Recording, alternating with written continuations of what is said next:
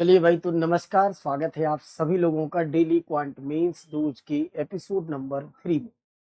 तो सुबह सुबह आप सभी लोगों को वेरी वेरी गुड मॉर्निंग। सभी लोगों की सुबह हो गई है और रात सुबह 8 बजे डेली आपको हमारी तरफ से इस क्वांट कीड़ा के चैनल पे 5 क्वेश्चंस बेहतरीन क्लरिकल मेंस की सीरीज ये चल रही है, जहां आपको डेली 5 क्वेश्चन मिल जा रहे हैं। मुझे उम्मीद है कि आप लोग बेहतर तैयारी, बेहतर परफॉर्म करेंगे आने वाले एग्जाम में। इसकी प्रैक्टिस करके फ्री ऑफ कॉस्ट आप अपनी चीजों को बेहतर कर सकते हैं और कर रहे होंगे। तो आज एपिसोड नंबर 3 में हम लोग कुछ नए सवाल, कुछ अच्छे सवाल क्लरिकल के देखने वाले हैं, जो मेंस एग्जाम के लिए बहुत इंपॉर्टेंट होंगे। एक बात ध्यान रहे, अगर आप चैनल पे बिल्कुल नए हैं तो सबसे पहले चैनल को सब्सक्राइब करिए, बेल आइकॉन दबाना ना भूलिए, बहुत इंपॉर्टेंट है। और साथ ही क्वांट कीड़ा टेलीग्राम चैनल को ज्वाइन करना ना भूलें, बहुत ज़रूरी है।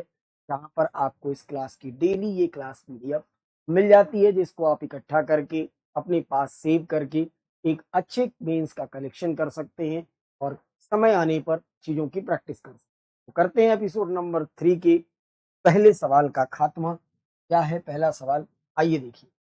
कह रहा है कि 60 man can complete a piece of work on time. ये बहुत इंपॉर्टेंट बात। 60 आदमी किसी काम को ऑन टाइम करते हैं और मुझे टाइम नहीं पता। समझ रहे हैं आप बात को?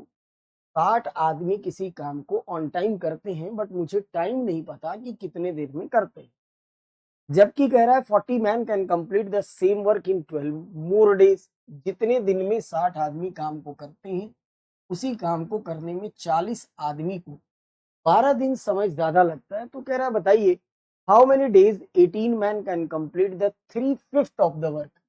पूरे काम का 3/5 भाग काम होने में अगर 18 आदमी करें तो कितने दिन लगेंगे। बस इतनी सी बात हमसे पूछ रहा है। ठीक है, काम की शुरुआत किया था 60 मैन ने, और कितने दिन में किया जो मुझे नहीं पता, मैंने एक्स डेज मान लिया। जबकि उसी काम को 40 मैन करते हैं, तो जो दिन लगते हैं वो एक्स से 12 दिन का समय ज्यादा लगता है। मैंने कहा इसको सॉल्व कर लो, तो सॉल्व कर लो, कुछ तो आ जाएगा और बहुत कुछ आ जाएगा। देखो जरा, 20 से काट लेंगे ये 3 बार हो जाएगा, 20 से काट लीजिए ये 2 बार हो जाएगा। ये 3x में से 2x जाएगा, x होगा, और 12 दुना के 24, यानी x की वैल्यू कितनी आ गई? 24 आ गई। अब जब x की वैल्यू 24 आ गई तो आप क्या करिए, सबसे पहले टोटल वर्क निकालिए। टोटल वर्क, क्योंकि पूरे काम का 3/5 भाग काम कराना है। टोटल वर्क कहाँ से निकालेंगे? 60 मैन जो है, 60 आदमी 24 दिन में पूरे काम को कर देते, तो 60 गुणे 24 से ये टोटल वर्क हो गया। अच्छा, मुझे इंटरेस्ट ना इस 24 वर्क में नहीं है, क्योंकि मुझे 60 गुणे 24 नहीं कराना है। मुझे पूरे काम का कितना कराना है मेरे भाई? 3/5। तो मेरा कोई इंटरेस्ट नहीं है इसको मल्टीप्लाई करने से। मैंने कहा कि 60 मैन इंटू 24, ये तो टोटल वर्क है, और इसका मैंने कहा 3/5, यही की यही करो। इस काम को 18 मैन करेंगे तो नंबर ऑफ डेज बता देना है, डी निकालना। ऐसे लिखेंगे तब समय की बचत होगी और बड़ी इजीली सॉल्व होगा। 5 से काटेंगे ये 12 बार में, 12 तिहाई कितना होगा? 36, और 18 दूनी हो जाएगा 36, यानी 2 बार में कट जाएगा। तो 24 दूना कितना हो गया? डी की वैल्यू 48। ये अप्रोच थी इसको निकालने की। गलती आप क्या करते हैं, आप टोटल नंबर ऑफ वर्क निकालने लगते, फिर उसमें डिवीजन करने लगते, तो वहां लेट हो जाता। 48 इस सवाल का ई ऑप्शन हो जाएगा। 48 दिन, 24 गुना 48, 48 बिल्कुल सही जवाब। क्लियर हो गई बात? डन। आगे बढ़, आगे देखिए। अगला सवाल, DS.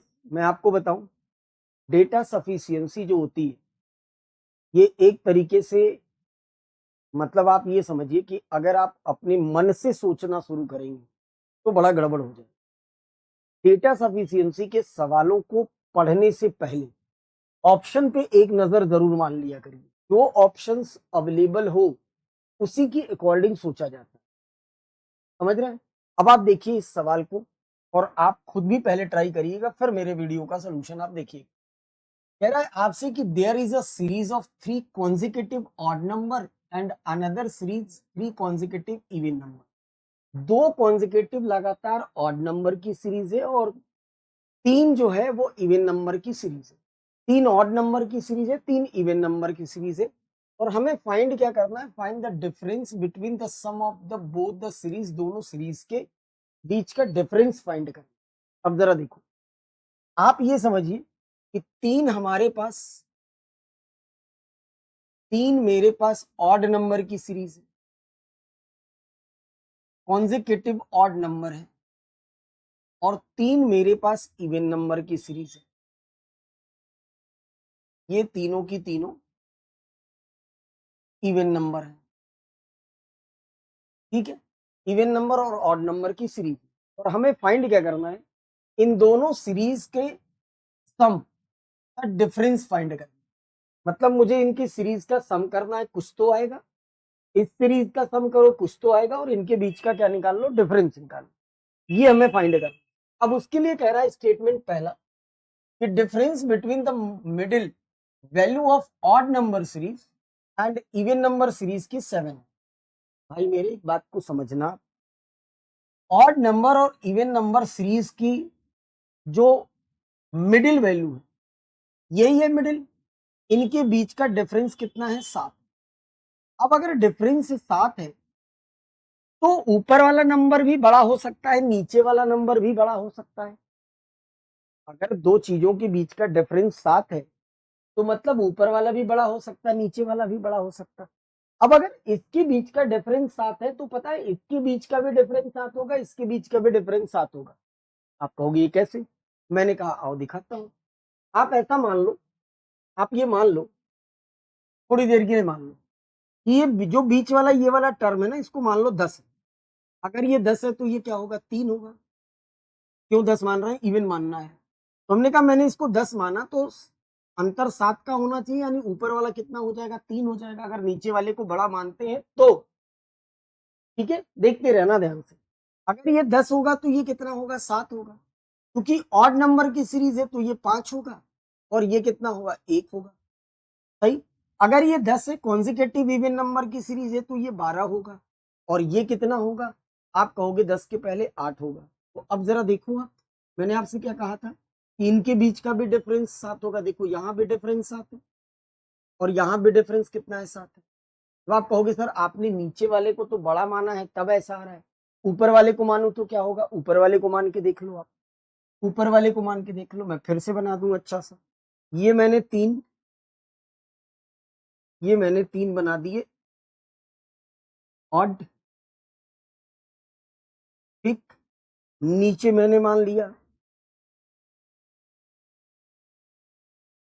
Consecutive even number series, consecutive even number series मैंने मान लिया। मैंने कहा इनके बीच का डिफरेंस कह रहा है 7।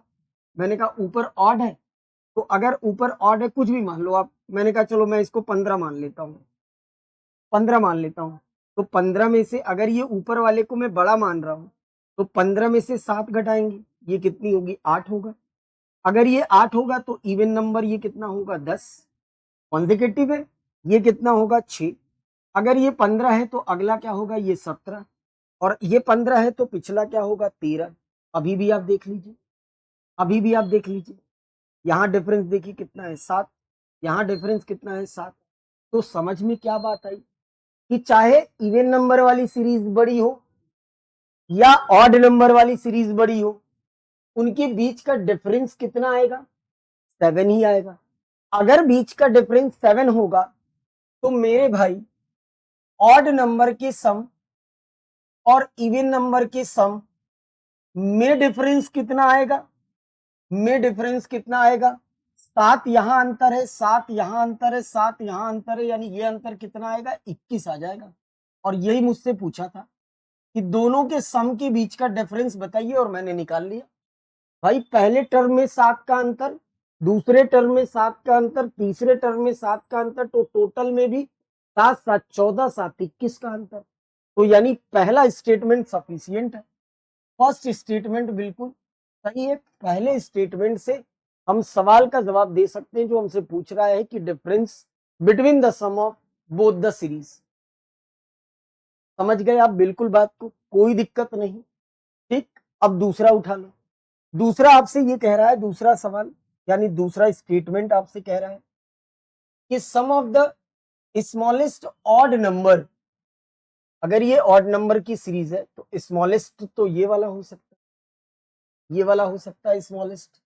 लार्जेस्ट इवन नंबर, ये वाला लार्जेस्ट हो सकती है। कह रहा है इनके बीच का जो सम है वो कितना है, 57 है। तो मैंने आपसे ये कहा कि अगर मैं इसको x मान लूं, छोटे वाले को, और बड़े वाले को इसको y मान लूं, y मान लूं, तो इनके बीच का सम कह रहा है 57। 57 इसकी मदद से हम difference between the sum of both the series कैसे निकालें। छोटे नंबर और बड़े नंबर का सम है 57, तो ये छोटा वाला ऑड नंबर और ये बड़ा वाला इवन नंबर हम निकालेंगे कैसे, कोई इंफॉर्मेशन नहीं है। सही, इसका मतलब कि दूसरा स्टेटमेंट गलत है, तो ऑप्शन ढूंढना पड़ेगा हमें। ऑप्शन ढूंढ लेते हैं, कहाँ है ऑप्शन भैया। पहला सफिशियंट, दूसरा not sufficient, option number E number option में लिखा है statement first alone is sufficient to answer the questions, but statement second alone is not sufficient to answer the question. Clear हो गई सभी लोगों को बात। बहुत प्यारा डीएस का ये सवाल है, आप इसको रखिएगा अपने पास, बहुत काम करेगा, मानिए इसका। आगे बढ़ते हैं, क्वेश्चन नंबर तीसरा, यह भी डीएस है। कह रहा है in a class 52% student fail in English. ध्यान रखेंगे, फेल इन इंग्लिश लिखा है, ओनली फेल नहीं लिखा है। 42% स्टूडेंट फेल इन मैथमेटिक्स। तो आपको बताना है percentage of student who pass in both the subject, दोनों सब्जेक्ट में पास होने वाले का प्रतिशत। क्योंकि ऐसे सवाल किससे करते हैं, वेन डायग्राम से। वेन डायग्राम से करते हैं तो हमने एक गोला बना लिया, ये दूसरा गोला बना लिया। ये पहला गोला मेरा किसका है, इंग्लिश का। दूसरा गोला किसका है, मैथ्स का।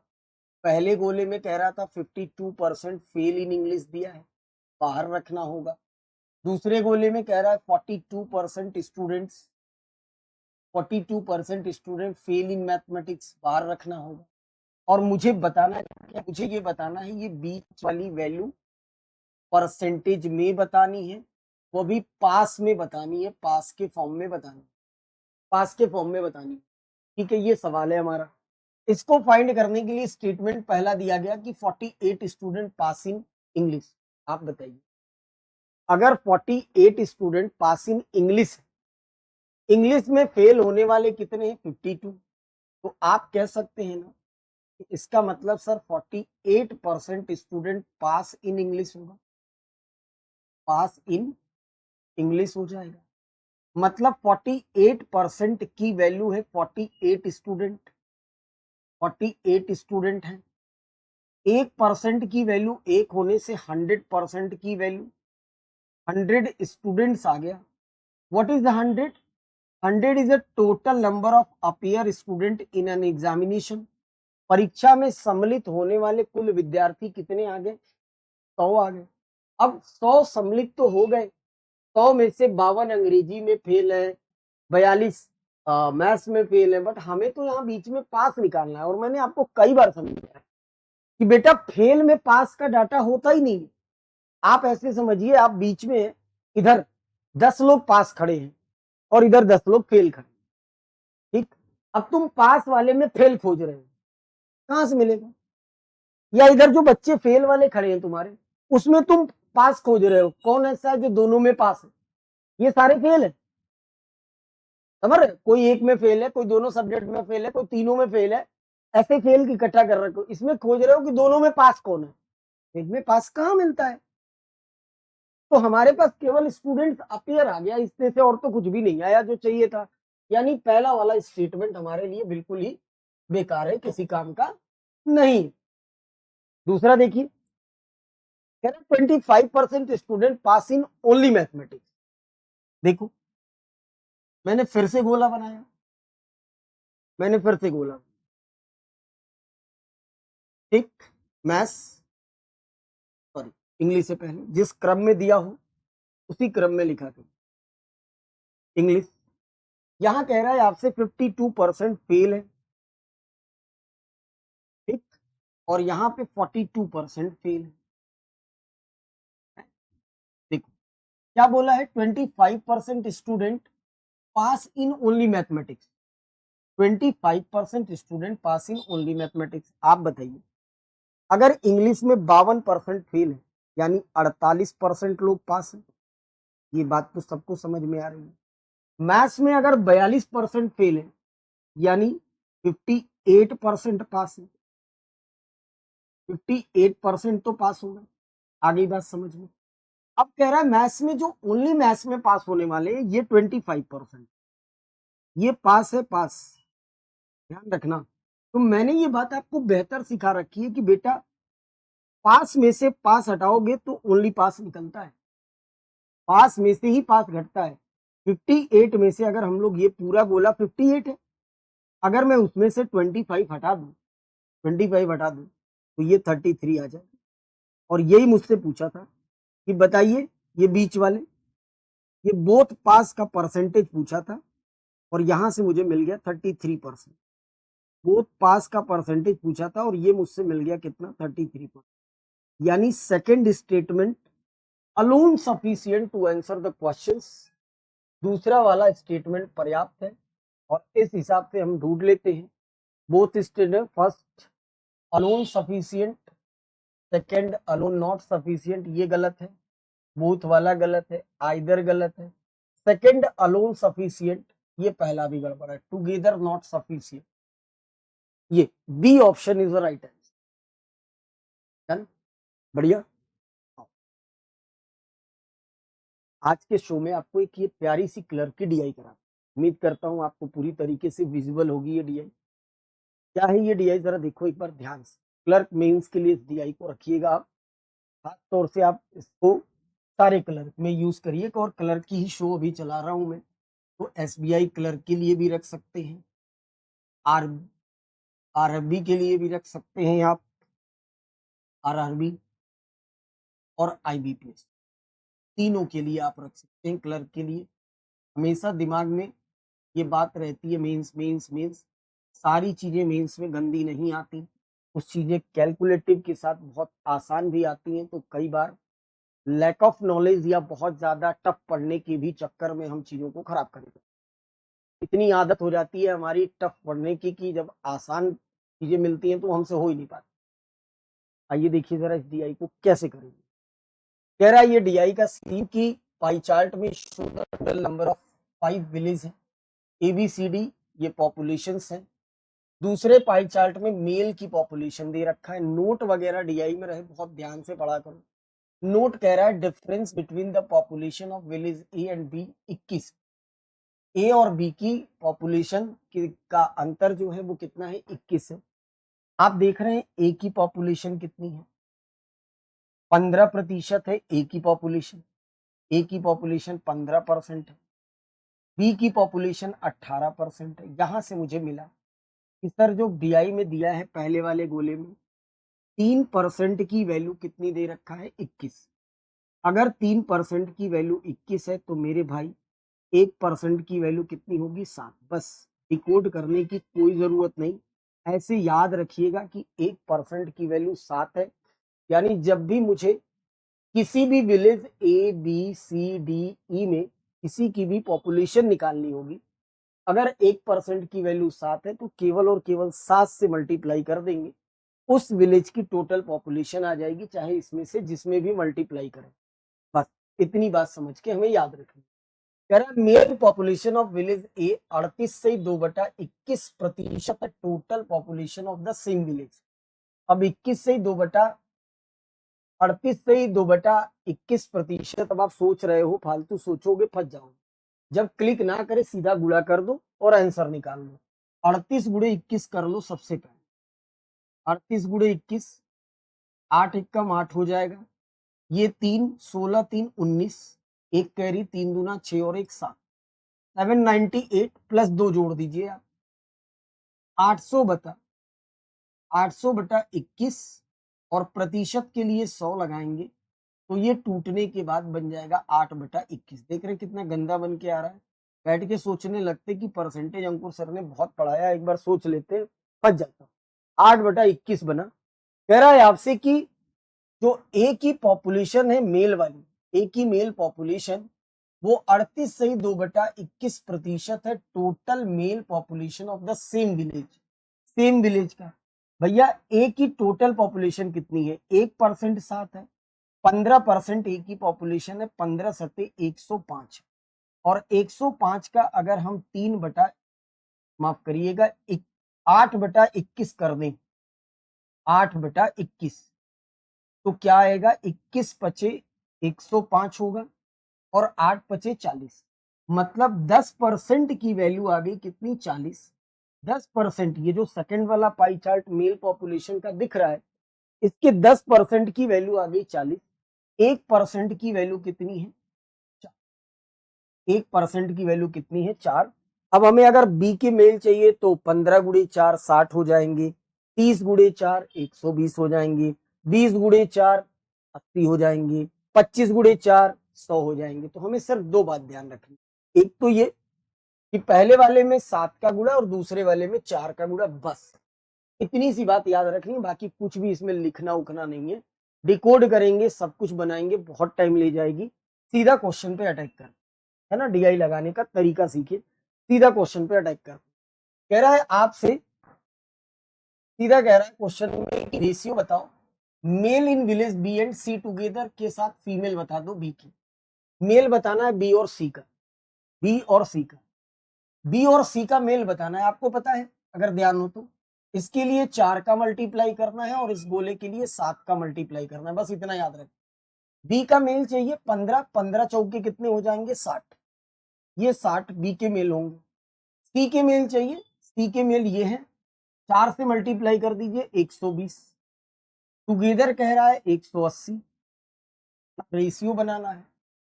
बी की फीमेल चाहिए, अब बी की टोटल पॉपुलेशन ये है 18%, 18 का 7 से मल्टीप्लाई करेंगे, 18 का 7 से मल्टीप्लाई करेंगे कितना हो जाएगा भैया? 18 सत्ते 126, सही, 126 तो टोटल पॉपुलेशन, 126 तो टोटल पॉपुलेशन है। जबकि बी के मेल की बात कर लें तो 4 से गुणा करने पर 60 हो रहे हैं, यानी फीमेल कितनी हो गई? 66। काटा मैंने पहाड़े से 6 से 3 बार, 30 हो गई और 30 और 11 सवाल का बेहतरीन सा जवाब। क्या जरूरत है पूरी डीआईडी कोड करने की? जब आपको एक छोटी सी बात पता चल गई कि पहले पाई चार्ट में वैल्यू निकालने के लिए 7 का मल्टीप्लाई करना है, तो कोई मल्टीप्लाई भी बहुत ज्यादा टफ नहीं है जो हम नहीं कर सकते। तो डीआई की अप्रोच को सीखना होगा। डीआई की अप्रोच में बहुत सारे लोग पहले डीआई को पूरा डिकोड कर डालते हैं, नहीं करना। एक सवाल और मैं आपको बताना पसंद करूंगा, कह रहा इन अ विलेज एफ, अब आउटर डाटा का सवाल है, ए बी सी डी ही केवल अपने पास है, लेकिन दिया क्या है? एफ। कह रहा है एफ की जो टोटल पॉपुलेशन है वो 75% ज्यादा है ई की पॉपुलेशन से। ई की पॉपुलेशन का मतलब इसमें गुणा 7 का करना है और इसमें गुणा 4 का करना है, बस इतना ध्यान रखना है।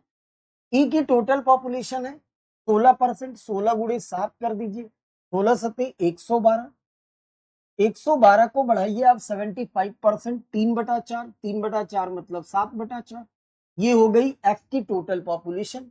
Ratio of male and female in village F 9 और 5 का रेशियो है। फाइंड द एवरेज फीमेल, ई की फीमेल और एफ की फीमेल, ये दो चीज हमें निकालना है। फिलहाल हम ई की फीमेल निकालते हैं, ई की फीमेल यही निकालेंगे। कितना है ई की फीमेल? 5 पार्ट है, कितने में से? 9 5 14 में से, 9 5 14 में से ये ई की फीमेल आ जाएंगे, क्योंकि मेल और फीमेल का रेशियो दिया हुआ था। 4 से मैंने इसको काटा, 4 दूनी 8, 4/32, 14 से काट लीजिए, 14 दूनी 28, 8 7 दूनी 14, 14 25 70, ये क्या आया? ये आई फीमेल। किसकी फीमेल आई मेरे भाई? बी की फीमेल। और किसकी फीमेल चाहिए आपको? ये एफ की फीमेल आई, माफ करिएगा, ये एफ की फीमेल आई, एफ की फीमेल आ गई, ठीक है। और किसकी फीमेल चाहिए आपको? ई की फीमेल चाहिए। ई की टोटल पॉपुलेशन 16 सत्ते 112, 112 टोटल पॉपुलेशन। इसमें से ई की मेल चाहिए 25 चौका 100, 100 हमारे पास क्या हो गए? ये मेल हो गए। ये टोटल पॉपुलेशन, ये मेल, तो 12 क्या हो गई? फीमेल हो गई। 12 क्या हो गई? फीमेल। किसकी फीमेल है ये ई की फीमेल हो गई, ठीक। और अब उसने क्या बोला था कि दोनों की फीमेल का एवरेज बता दो, तो एवरेज आप देख रहे हैं 70 प्लस 12 कितना हो गया 82, हो गया 82, और 82 डिवाइडेड बाई 2 कर दिया, एवरेज बताना 41 हो गया, 41 हो गया। तो जितने की जरूरत है सिर्फ उतना लगाया जाता है, बहुत ज्यादा कैलकुलेटिव बनाने की कोई जरूरत नहीं है। आप इस बात को एकदम गांठ बांध के रखिए अपने पास। आगे बढ़ते हैं। नेक्स्ट कह रहा है कि फीमेल इन विलेज ए की फीमेल यहां मल्टीप्लाई 7 का है और यहां मल्टीप्लाई 4 का है। ए की फीमेल निकालनी है, 15 सत्ते 105 टोटल पॉपुलेशन है, 10 चौके 40 ये है। तो ए की फीमेल हो गई 65, ए की फीमेल हो गई कितनी मेरे भाई 65। कह रहा है ये 65 कितने परसेंट ज्यादा है, परसेंट मोर निकालना है, मेल इन सेम विलेज, किससे, मेल से। तो फीमेल है 65 और मेल कितनी है, फीमेल है 65 और मेल कितने हैं देखो, फीमेल 65 मेल 60, है ना वही बात, नहीं 40, 10 का 4 का मल्टीप्लाई था ना, 40 40 40 से ये कितना ज्यादा, 25 ज्यादा है, इससे 40 से इंटू क्या 100। आप देख रहे हैं 5 के पहाड़े से 5 बार, 5 के पहाड़े से 8 बार। अगर आपको 5/8 इंटू 100 अगर वैल्यू पता हो तो बिल्कुल भी दिमाग नहीं कर लगाना है, 62.5% इज द राइट, 62.5%, कोई दिक्कत नहीं। आगे बढ़ते हैं। अगला कह रहा है सेंट्रल एंगल बता दीजिए पॉपुलेशन ऑफ सिटी सी कितनी है भैया, सी की पॉपुलेशन ऑफ सिटी सी की बतानी है सेंट्रल एंगल, कोई दिक्कत नहीं। 26% दिख रहा है, 26%। सेंट्रल एंगल कैसे निकालेंगे, 360 का 26%, 26/100 कर दी, 26/100 कर दी। सेंट्रल एंगल निकालना है कितने परसेंट, यानी कन्वर्ट कर लेना है, बस बात खत्म। सॉल्व कर लीजिए, आप इसको सॉल्व कर लीजिए, काम हो जाएगा भैया। सॉल्व करते हैं, कितना हो रहा है ये 13 और ये हो जा रहा है 5। 13 का 6 से करेंगे, 13 छके 78, 7 तेरी 13 तिया 39 और 7 हो जाएगा 46 डिवाइडेड बाई 5 मल्टीप्लाई बाई 2, 8 दूनी 16, 6 दूना 12, 1 13, 4 दूनी 8, 1 9, यानी 93.6 सेंट्रल एंगल। 360 से सेंट्रल एंगल निकाल लेते हैं क्योंकि एक पूरा सर्कल 360 डिग्री के बराबर होता है। क्लियर हो गई बात, आगे बढ़ो, आगे बढ़ते हैं। ये सवाल कह रहा है 20% and 50% of total population of village A and C are literate. A की टोटल पॉपुलेशन के लिए यहाँ मल्टीप्लाई 7 का, यहाँ मल्टीप्लाई 4 का, ए की टोटल पॉपुलेशन 15 सत्ते 105 और 105 का 20% यानी 1/5 और 1/5 का मतलब 21। ये 21 जो है ये टोटल पॉपुलेशन है, कितने में से, 105 में से, जो कि लिटरेट है, लिटरेट टोटल पॉपुलेशन। फिर सी की टोटल पॉपुलेशन, सी की टोटल पॉपुलेशन ये है 26%। 7 का गुणा 26 में अगर आप करते हैं, 7 छके कितना हो जाएगा 42, 7 एकम 7 4 11, 112 इंटू 50% का मतलब 1/2 और 1/2 का मतलब 2 पचे 10, 2 छके 12, 56 टोटल पॉपुलेशन लिटरेट है किसकी, ये सी की है कहानी और ये किसकी थी, ए की कहानी थी। कह रहा है बताइए ए और सी में जो लिटरेट मेल है, सॉरी फीमेल है, वो 9 और 42 है, 9 और 42। सुनना ध्यान से, 7 से मल्टीप्लाई किए थे ना यहाँ, 7 छके 42, 7 एकम 7, 26 सी की बतानी है ना 50%, तो 42, 7 दूनी 14 है, 26% है, ये 26% है ना। 182 का कितने परसेंट, आधा, 1/2 यानी 90, ये 90। दिस इज टोटल पॉपुलेशन, ये हो गई लिटरेट, हो गई। अब देखो ये पॉपुलेशन है, ए में फीमेल कितनी लिटरेट है 9, 9 हटा दो इसमें से, 9 हटा दोगे तो 12 क्या हो जाएंगे, मेल लिटरेट हो जाएंगे, ये मेल हो जाएंगे। अब सी में कितनी है, 42, 42 घटा दोगे, 42 घटा दो तो ये कितना हो जाएगा, 49, 49 मेल लिटरेट हो जाएंगे, हो जाएंगे। पूछा क्या है आपसे, आपसे पूछा है बताइए total literate male population both, इन दोनों का सम पूछ लिया है, इन दोनों का सम पूछ लिया है। 9 2 11, 4 5 और 1 6, 61 आंसर हो जाएगा बिना किसी गलती के। 61 is a right answer, B option. Done. तो इस तरीके से हम ऐसी आसान डीआई जो 3 4 आती हैं, उनमें थोड़ा बहुत नोट में लिखा रहता है, इनको हम बड़े आराम से कर सकते हैं। ये सवाल मैं आपको दे रहा हूँ होमवर्क में। इस वीडियो को देखने के बाद अच्छी लगी हो तो जरूर सब्सक्राइब करें। कमेंट बॉक्स अधूरा नहीं रहना चाहिए, कमेंट बॉक्स में आप इस सवाल का जवाब जरूर देंगे, ऑप्शंस भी हैं, सवाल भी हैं। और अगर आपको ये मेहनत हमारी अच्छी लग रही है तो इस वीडियो को ज़्यादा से ज़्यादा लोगों तक शेयर किया करिए, लोगों को जोड़िए, ये आपको डेली सवेरे बूस्टअप देगी। एक समय में बहुत अच्छे कलेक्शंस होंगे आपके पास। वापस मुलाकात होगी अगले एपिसोड नंबर 4 में। तब तक के लिए आप सभी लोगों का बहुत बहुत धन्यवाद। Thank you so much.